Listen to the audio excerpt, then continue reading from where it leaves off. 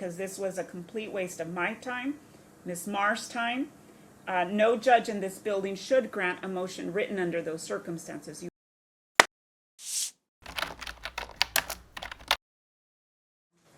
This is D. A matter of who is present. Good morning. Good morning. And can you hear the court? If you can, please turn your camera on. All right. If you want to state your appearances while we wait, I now see a microphone, so it looks like he's a little delayed. Your appearance? Yes. Good morning, Your Honor. Aneta Mackovski here from the home offices. I'm unbundled. I'm representing is also present. Thank you. And Ms. Marr? Good morning, Your Honor. Patricia Marr, bar number 8846. I'm appearing on behalf of present via Zoom. However, I need to see your camera, please.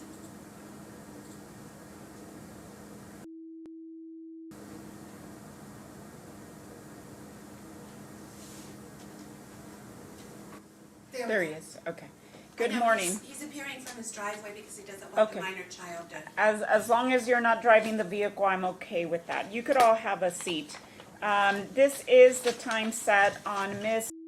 motion for an order show cause. It was filed on May 15th. Ms. Mackovski, unbundled attorneys are sometimes at a disadvantage, right? Because I understand they don't file the underlying pleadings. But there are several procedural issues wrong with motion that cannot be cured at a hearing, right? Because it's a motion for order show cause. So before we even discuss of the merits, which we're not going to, by the way, I need to point out the reasons why.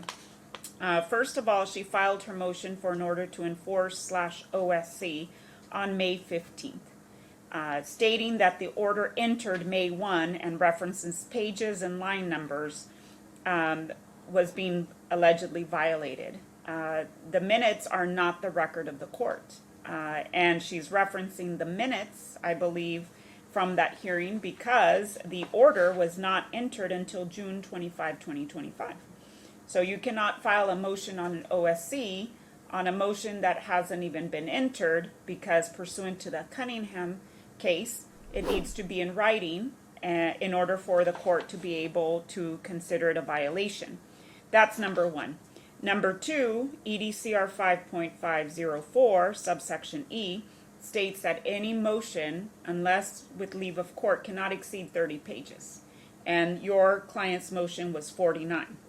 I don't want to be characterized as nitpicky, but she's asking me to enforce an order, and so we need to follow all the rules. 5.506 says that if you are going to attach exhibits, they need to be marked a certain way, and in this case, and filed contemporaneously. In this case, she attached them, but procedurally it is incorrect.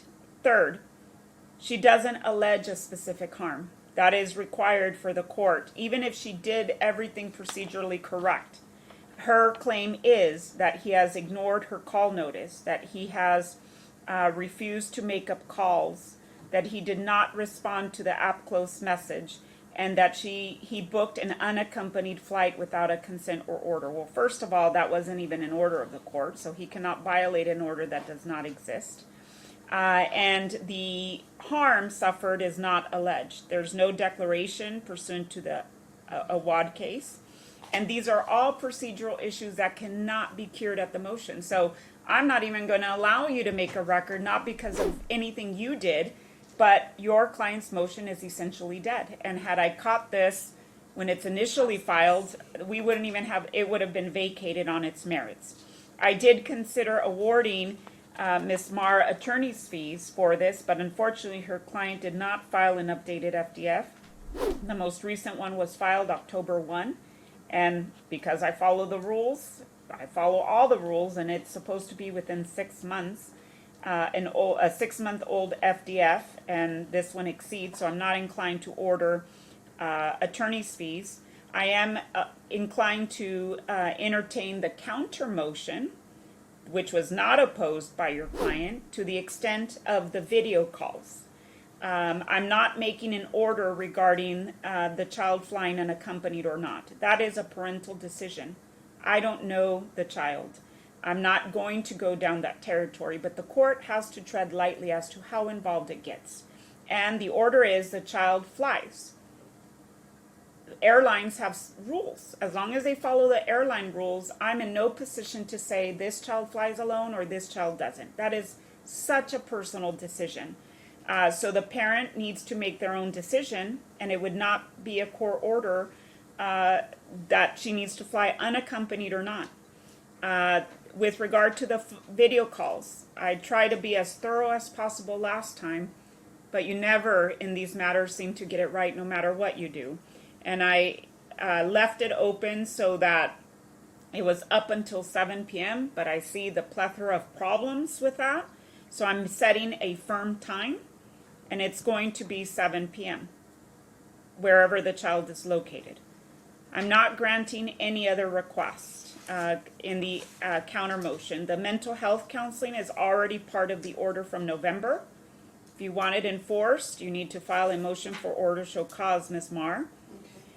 With regard to the request of being a vexatious litigant, I will say it's getting very close to that point. We are at 484 filings. I noticed in just preparation and making sure that I got this right too, that the first communication that potentially led to issues happened at 7:36 in the morning, the day after the hearing. Already a problem about, talk to me about the video calls, let's set up a time. I mean, they do not let this rest. And the vexatious litigant can be initiated by the court. It doesn't have to be a motion. The actions must show that the filings are without merit, intended to harass, or intended to cause unnecessary delay. So I'm not initiating a vexatious litigant cause today because they were procedural issues. I wish your client would have consulted with an attorney before she filed that, because this was a complete waste of my time, Ms. Marr's time. No judge in this building should grant a motion written under those circumstances. You have to have a written order filed before you can say somebody is in contempt. And your client has litigated 400, and I don't want to say she has done it only. They've been in court so long that I'm surprised she didn't know that. So I'm putting it on the record now that I am going to be vigilant for a possibility of a vexatious litigant claim in the event these continue.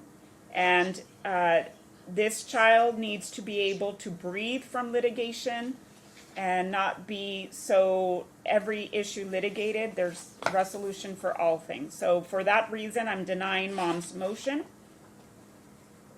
And I'm only clarifying the video call 7 p.m.